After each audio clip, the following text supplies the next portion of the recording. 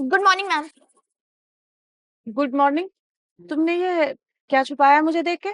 कुछ भी तो नहीं छिपाया मैम। मैं तो बस बैठी हुई थी यहाँ पर। देखो, मुझसे ज्यादा झूठ बोलने की जरूरत नहीं है। मैंने खुद देखा है कि तुमने मुझे देखकर पीछे कुछ छुपाया है। नहीं मैम साहब, आप मुझ पर भरोसा कीजिए। मैं कुछ क्यों छिपाऊंगी। क्या कहा तुमने? तुम्हारा भरोसा करूं? तुम यहाँ पर सिक्योरिटी गार्ड हो और तुम्हारी जिम्मेदारी है यहाँ की रक्षा करना, यहाँ की देखभाल करना, ना कि आराम से बैठे रहना। और तुमने मुझे देखकर पीछे कुछ छुपाया है। देखो, मुझे सच सच बता दो, नहीं तो मुझे कुछ करना पड़ेगा। नहीं मैम साहब, कुछ भी नहीं है। लगता है तुम नहीं बताओगी ऐसे। मुझे ही कुछ करना पड़ेगा। मैं खुद ही देख लेती हूँ, दिखाओ। अरे मैम साहब।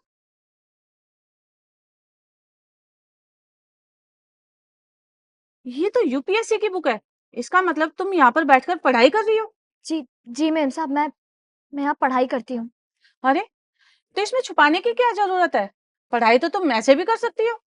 मैम साहब, असल में बात यह है कि मुझे मुझे कोई शौक नहीं है इस तरह से छिपकर पढ़ने का। लेकिन यहाँ जितने भी क्लाइंट्स आते हैं ना, उन्होंने मुझे जब भी किताब पढ़ते हुए देखा है तो हमेशा मुझे उल्टा-सीधा कहा है, बातें सुनाई हैं, ताने दिए, और सबका यही कहना होता है कि मैं गरीब हूँ, मेरा पढ़ने का कोई अधिकार नहीं है, आगे बढ़ने का कोई अधिकार नहीं है। इसीलिए मैं हमेशा छिपकर ही पढ़ाई करती हूँ। देखो, तुम पढ़ाई कर रही हो, तुम अच्छा काम कर रही हो। लोगों की बातों पर ध्यान मत दो। लोगों का काम तो यही कहना है। मेरी बात मानो, तुम अच्छी तरह से पढ़ाई करो। लोग तो ऐसे ही बातें बनाते रहेंगे। तुम है ना, उनको इग्नोर करो। पढ़ाई पर तो सबका अधिकार है, तो तुम भी पढ़ सकती हो। पर मुझे एक बात समझ में नहीं आई। तुम यहाँ पर सिक्योरिटी गार्ड की नौकरी भी करती हो और पढ़ाई भी करते हो, वो क्यों? आपने बिल्कुल ठीक सोचा मेम साहब। मेरा यहाँ पर काम करना और साथ में पढ़ाई करना थोड़ा अजीब है, लेकिन मैं क्या कर सकती हूँ? मेरी परिस्थिति ही ऐसी है। हर किसी की ज़िंदगी में आराम तो नहीं होता ना, और ना ही चीज़ें आसान होती हैं। मेरे साथ भी कुछ ऐसा ही है।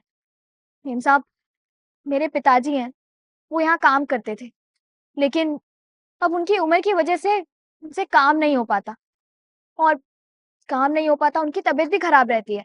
इसी वजह से मुझे जो ठीक लगा मैंने वही किया। अपने पिताजी से मैंने कहा कि वो आराम करें, उनकी जगह पर मैं काम कर लूँगी। इस तरह से काम करके घर में 2 पैसे भी आ जाते हैं और पढ़ाई भी हो जाती है। और वैसे भी मेम साहब, मेरे पिताजी की उम्र इतनी ज़्यादा है और उनकी तबीयत भी खराब रहती है। डॉक्टर्स ने कहा था कि अगर वो काम करेंगे तो उनकी सेहत के लिए बिल्कुल भी ठीक नहीं है। उन्हें कुछ भी हो सकता है। इसी वजह से मैंने यही फैसला लेना सही समझा। देखो बेटा, अपने परिवार के बारे में सोचना बहुत अच्छी बात है। और तुम पढ़ाई के साथ साथ नौकरी भी कर रही हो, ये तो बहुत अच्छी बात है। तुम्हारी जगह अगर कोई और लड़की होती तो वो ये सब नहीं सोचती। पर तुमने पढ़ाई के साथ साथ काम भी सोचा, ये मेरे लिए बहुत अच्छी बात है। अच्छा, तुम्हें किसी मदद की जरूरत हो तो जरूर बता देना, क्योंकि मेरे बेटे ने भी यूपीएससी की तैयारी की हुई है। जी मेम साहब, मैं मैं बता दूँगी। अच्छा, अब ये लो, तुम बैठ के आराम से पढ़ाई करो। किसी से भी डरने की जरूरत नहीं है तुम्हें।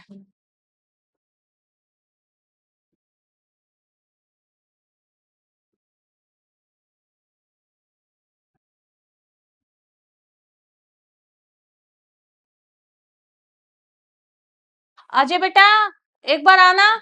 आया माँ।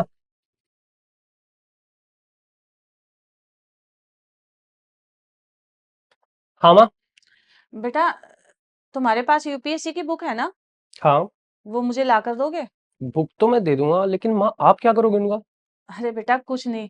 आज मैं क्लिनिक पे गई थी, तो वहां पर वो लड़की सिक्योरिटी गार्ड की नौकरी कर रही थी, और वो साथ के साथ है ना यूपीएससी की तैयारी भी कर रही है। तो मैं सोच रही हूँ बेटा, तुम्हारी किताबें देकर उसकी मदद कर दूं। क्या वो लड़की सिक्योरिटी गार्ड की जॉब कर रही है? लेकिन माँ मुझे नहीं लगता कि वो लड़की यूपीएससी जैसे बड़े एग्जाम को क्रैक कर पाएगी। देख बेटा, हमारा काम है सबकी मदद करना। अब वो उस लड़की के ऊपर डिपेंड करता है कि वो ये एग्जाम क्लियर करती है या नहीं। वो उसकी मेहनत पर डिपेंड करता है। हाँ वो तो ठीक है माँ, लेकिन अभी ना मेरी मीटिंग चल रही है, तो आप ले लो ना। बेटा, मुझे तो पता ही नहीं है ना कौन कौन सी बुक है। सिर्फ 2 मिनट लगेंगे, तू ही ला दे। माँ चलो ठीक है, मैं ला कर देता हूँ।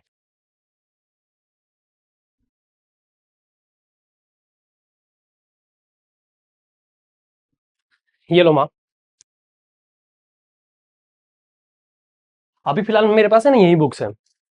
ठीक है, ठीक है माँ, मैं मीटिंग में जा रहा हूँ। कोई बात नहीं बेटा, तू मीटिंग कर।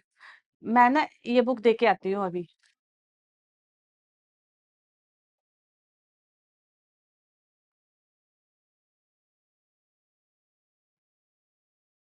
ये लो बेटा, फिलहाल मुझे जितनी भी बुक मिली है मैं ले आई, और बाकी मैं बाद में दे दूंगी।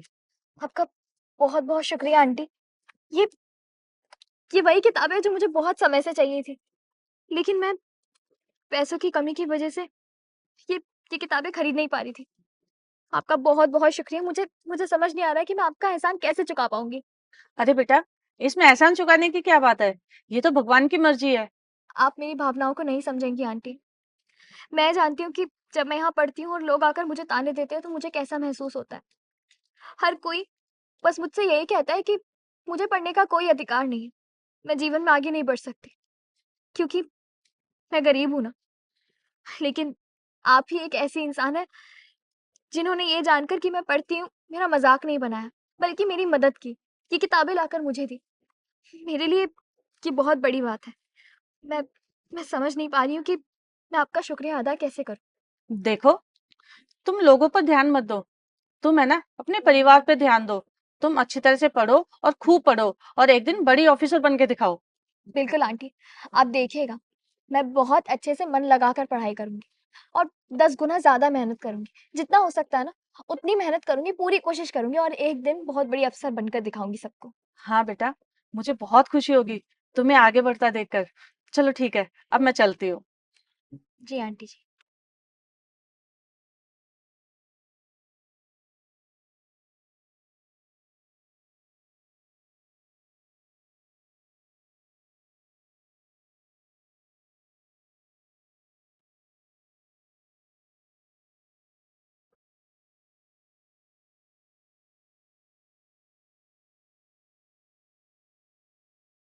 हाँ जी, कौन हो आप?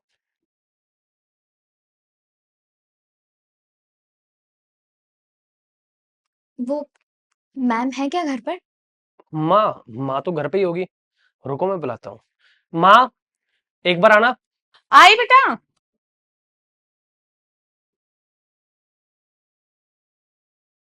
अरे, तू यहाँ पर कैसे? नमस्ते आंटी जी। माँ, आप इसे जानते हो?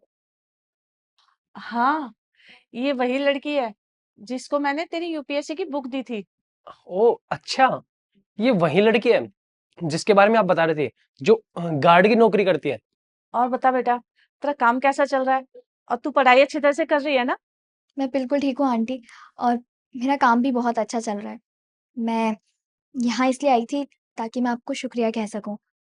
आपको तो याद ही होगा कि जब किसी ने भी मेरा साथ नहीं दिया था और सब लोगों ने मेरा मज़ाक बनाया था, उस समय आपने मेरी मदद की थी और मुझे यकीन दिलाया था कि मैं पढ़ाई करके एक अफ़सर बन सकती हूँ। और देखिए, आज मैं एक अफ़सर बन चुकी हूँ और मेरे परिवार के हालात भी सुधर चुके हैं। अब हम लोग बहुत खुश हैं। मैं बस यहाँ पर आपको शुक्रिया कहने के लिए आई थी, क्योंकि मैं आज जो कुछ भी हूँ ना और मेरी जो भी सफलता है, इसका सारा का सारा श्रेय आपको ही जाता है। अरे बेटा, इसमें मैंने कुछ नहीं किया। इसमें जो भी कुछ किया है, तूने किया है। ये तेरी मेहनत का नतीजा है। अब तो मुझे ये बता, तू बाहर ही खड़ी रहेगी या अंदर भी आएगी? आजा, बैठ सोफे पे, कुछ बात करते हैं। नहीं, नहीं आंटी, आज मुझे बहुत सारा काम है। मैं कभी और आऊँगी, पक्का, और बैठकर जाऊँगी, चाय पीकर साथ में। अभी के लिए मैं चलती हूँ और देखिए, मैं आपके लिए मिठाई लेकर आई थी।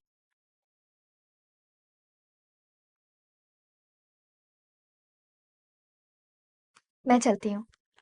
ठीक है, जैसी तेरी मर्जी।